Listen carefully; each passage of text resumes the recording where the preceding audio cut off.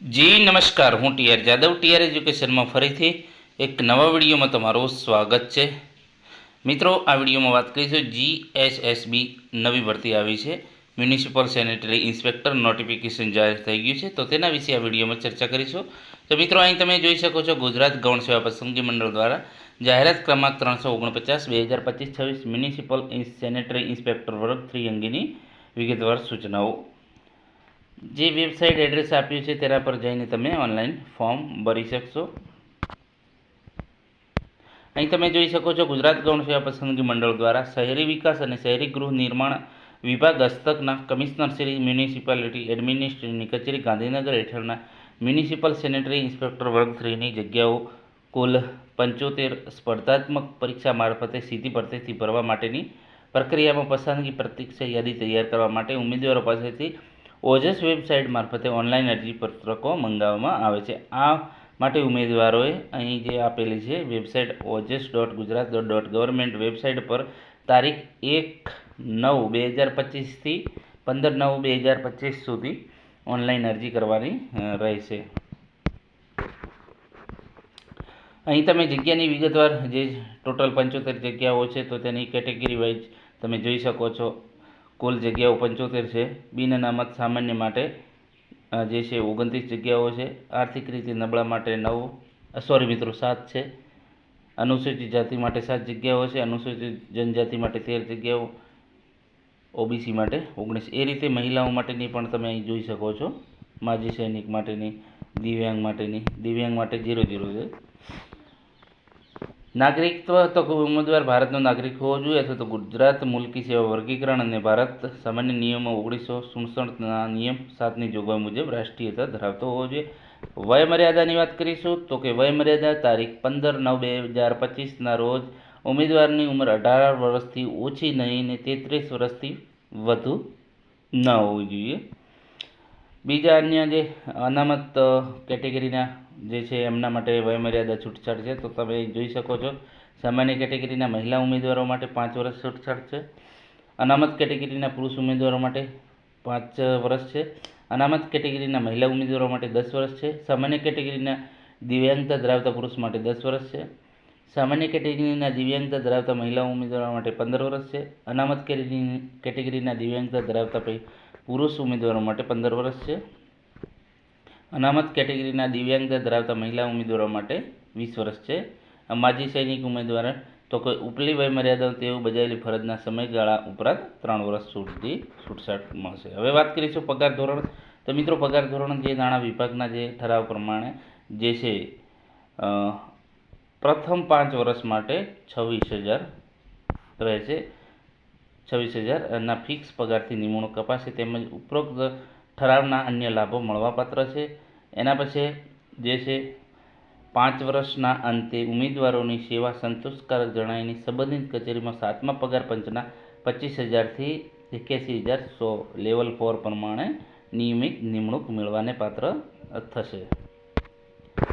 એના પછી વાત કરીશું શૈક્ષણિક લાયકાતમાં. તો હેવ પાસ્ડ હાયર સેકન્ડરી એટલે કે ધોરણ 12 પાસ. ધોરણ 12 પાસ અને એને ઇક્વિવેલન્ટ સર્ટિફિકેટ હોય તો પણ ચાલે.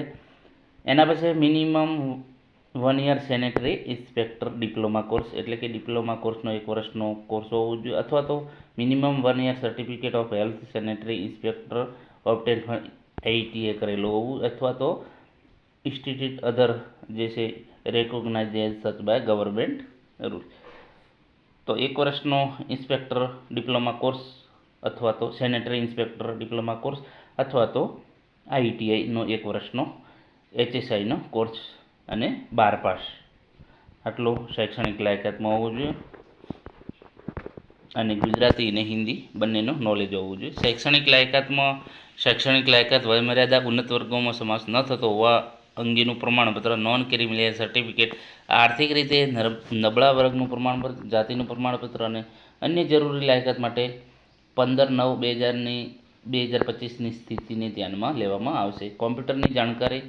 તો મિત્રો, જે સામાન્ય વહીવટ વિભાગના જે ઠરાવ નંબર પ્રમાણે કોમ્પ્યુટર અંગેનું બેઝિક નોલેજ હોવું અંગેનું કોઈપણ તાલીમી સંસ્થાનું પ્રમાણપત્ર માર્કશીટ ધરાવતા હોવો જોઈએ, અથવા તો સરકાર માન્ય યુનિવર્સિટી અથવા સંસ્થામાં કોમ્પ્યુટર જ્ઞાન અંગેનો કોઈપણ ડિપ્લોમા, ડિગ્રી કે સર્ટિફિકેટ કોર્સ કરેલો હોય તેવા પ્રમાણપત્ર, અથવા તો ડિગ્રી કે ડિપ્લોમા અભ્યાસક્રમો કોમ્પ્યુટર એક વિષય તરીકે હોય તેવા પ્રમાણપત્રો, અથવા તો ધોરણ 10 અથવા તો 12ની પરીક્ષા કોમ્પ્યુટરના વિષય સાથે પરીક્ષા પાસ કરેલી હોય તેવા પ્રમાણપત્રો ધરાવતા હોવા જોઈએ.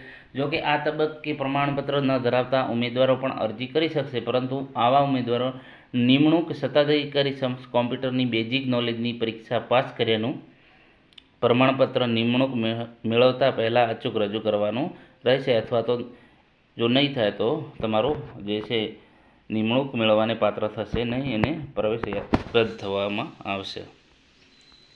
પરીક્ષા ફીની વાત કરીશું. જે સામાન્ય વહીવટ વિભાગના પત્રના જોગવાઈ મુજબ જે અહીં તમે જોઈ શકો છો, પ્રાથમિક પરીક્ષા માટે બિન અનામત વર્ગ માટે 500 રૂપિયા છે, જ્યારે અનામત વર્ગ માટે તમામ કેટેગરીની મહિલાઓ, ઓબીસી, અનુસૂચિત જાતિ, અનુસૂચિત જનજાતિ, દિવ્યાંગ અને એક્સ સર્વિસમેન માટે 400 રૂપિયા.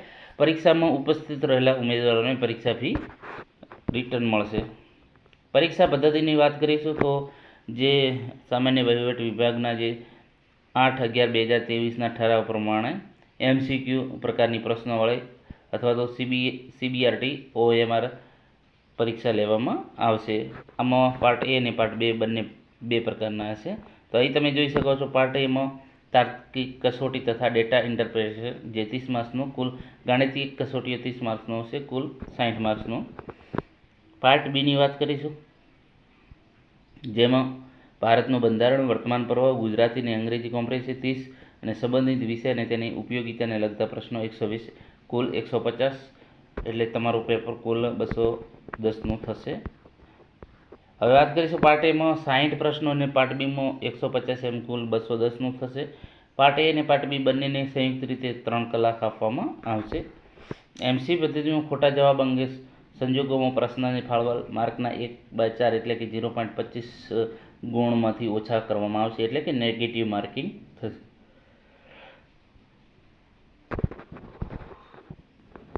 તો મિત્રો, આ ટાઈપનું જે છે જે સેનેટરી ઇન્સ્પેક્ટરનું જે સિલેબસ પ્રમાણે તમારે પરીક્ષામાં પૂછી શકાશે.